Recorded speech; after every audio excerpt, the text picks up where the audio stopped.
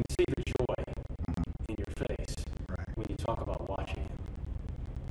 Yeah, I mean, because, you know, it's a culmination of everything you put into someone. You're giving someone your all, and you see the fruits of his labor. And, you know, Mark always told me when he was a kid, I think it was about the 6th grade, he came to me, he said, well, Daddy, I'm gonna be a better football player than you. I said, okay. I said, you know what? If you're willing to put the time and effort and the commitment into it, it's my fault if you're not. And he looked at me, you know, he looked at me with that little look and okay. And, you know, from then on, we would just work out and do different things and get him prepared. When you watch him play, is it possible to put into words what you feel? As a father, I'm proud of what he's accomplished, you know, but I'm always trying to get him better. So I always look at it with a critical eye. So as the football player? Yeah, as a football player, because I know where he's trying to go and I know what he's trying to accomplish. And, you know, the good is the good. You know, I always tell him 2 things. You're never as good as they say you are, and you're never as bad as they say you are. So there has to be some kind of median.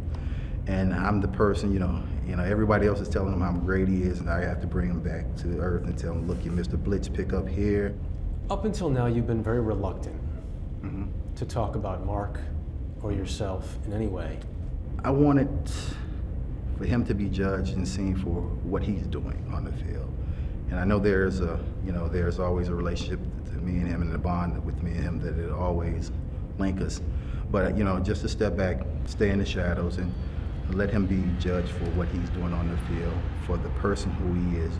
I always explain to him that you shouldn't have to make mistakes. You should learn from the mistakes that I've made. And, you know, they say experience is the best teacher. I say, no, learning from those who've experienced is the best teacher. Are there times when he said to you, Dad, why? No, we don't even get that far. Yeah, you know, it's just that he know I love him, and I know that he loves me, and you know, I'll tell him to snatch that mirror down, throw it out the window, and look forward. If he wins on Saturday, it's going to be at the Downtown Athletic Club, only 30 miles away or so from where you are here. Right. And you won't be able to be there. Right.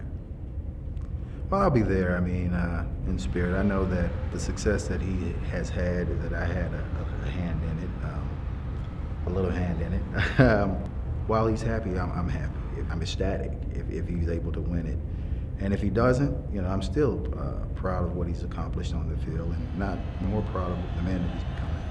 We had a conversation 2 nights ago, and I told him, I said, look, you have to understand, you're no longer just another player, that you're somewhat of a household, almost a household name. The camera's always on you. Not that it's an added pressure, but continue to be who you are, because who you are is a good person anyway. But just know that there are things that, I mean, you just have to know that you're always being watched and that you're always being held to a higher standard. What does he think about all of it? He'll tell you. He say, my dad made a mistake, he's paying for it, and he's moving on, and we're moving on. And that's it. You know, you can't do anything else about it. And he can't let it affect him. What I've gone through, he can't let it affect him. He has to be his own person, be his own man, take and learn from what I've done, my mistakes that I've made, experience that I have on the field, experience that I have off the field, and take it and use it to his advantage. What is the most important lesson that you can impart to Mark? Failure is being knocked down and staying down. Success is what you do when you get up.